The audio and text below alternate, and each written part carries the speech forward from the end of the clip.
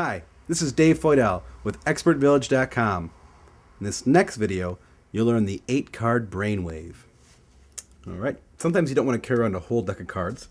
That's why we use things called packet tricks. This is called the 8-card brainwave. It's an excellent trick. We have 8 cards, and you have someone touch the face of any one of the cards. We'll just say they pick that one there, just out of a random. Now, if you look, all these cards here have blue backs. Every card in the deck, all 7 of them have blue backs. They got the only one that was red. This is the explanation for the 8-card brainwave.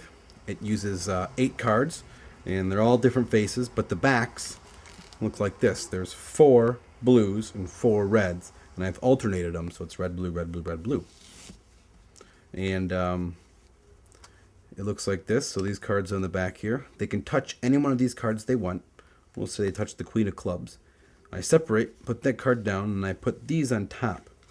What that does now is it alternates it, so I have a blue here and a blue here, and their card, of course, is red. I wouldn't just show them the backs like that. I do a couple of tricky moves. The first one's called the frustration count. That basically will let you show the backs of all these cards here being blue. And it works because I'm only showing you the back of the card. So you're really only going to see the back of this Ace of Diamonds every time. So I'll show you the back, take off the top card. The back, take off the top card. So you didn't really see that red back, you only saw the blue back of this Ace of Diamonds. And I'll keep doing this every time.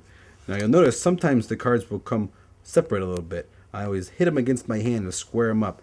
That way there you don't accidentally flash a little bit of a color here, so they see that there's really another red one there. So I'll show you that frustration count again one more time just to see it at full speed.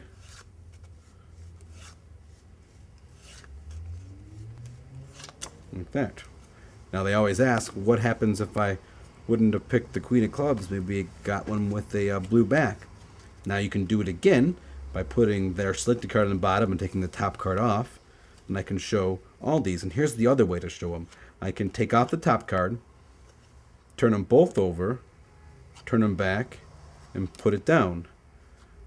Take off the top card, turn them both over, put that card down, the top card goes down, and then do it again until you're at the very end. And that is the 8-card brainwave.